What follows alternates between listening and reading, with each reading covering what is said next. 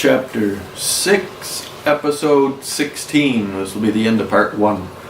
Caprice and Sally stole a one-engine plane, a bit of a junker, and flew it along the coast, then north toward Aruba.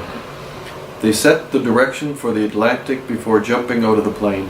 It continued for hours before running out of fuel and crashing into the ocean unseen by anyone other than a couple of drug runners with a speedboat full of cocaine. Did you see that? Should we call it in? It was a joke. They would not call it in, and they didn't bother to check for survivors. Was that cold of them? Maybe. But they had business to attend to. And plane crashes seldom had survivors. The cocaine was headed for Florida.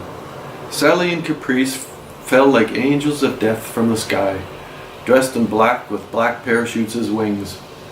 They had guns and bullets in their waterproof packs in case of an emergency. Throwing knives and throwing stars were their weapons for the event. Sally had made the throwing stars in a metal shop, took nails, filed them on the grinder, then welded them together. They were pretty rough, but throwing stars weren't the kind of thing easily purchased in a local hardware store. The throwing knives and stars were mostly for show. The stars were light and would poke a few small holes. A throwing knife might cause a more serious wound. It might look like a protest from some conspiracy whack jobs.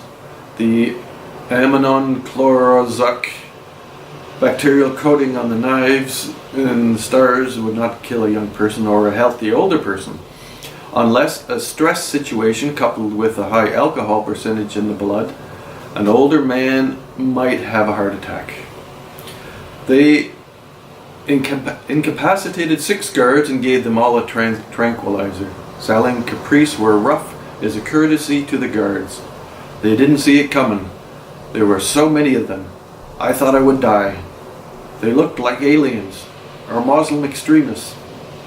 Sally and Caprice threw phosphorus water bombs on the back of the tent to encourage the priest to come running out the front of the tent. The phosphorus took a few seconds to discover air. When it did, and priest started running out the opposite direction, Sally and Caprice were standing in the darkness throwing knives and stars. The first escaping priest received a star in his forehead. He looked around in a panic. He had a little blood running down his face and spikes stuck in his forehead. He gasped and screamed before he got pushed over by the fleeing priest behind him.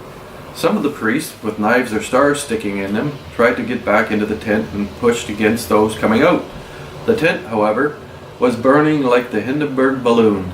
A few priests were on fire attempting to strip off their elegant robes while running and avoiding whatever it was that was causing the panic outside the tent. Sally and Caprice offloaded their throwing weapons in a minute, and though they were tempted to stay and watch a little, their training wouldn't allow it. They were gone before they even thought about leaving. They stole a fishing boat. They were out in the open water before the local police arrived at the priest event. The police were so busy dealing with the panicking holy men that they took a while to understand it was a crime scene, not just a burning tent. The tent burned quickly. It was thin and gone shortly after it started to burn. That was a lucky thing for the priests. God had at least protected them from the fires of hell, if not the weapons of Vulcan. Caprice, my name is Sally, and I'm going back to Washington. Sally, that's my mother-given name. I like it. It's cute like you. Are you coming with me? Like I was already there.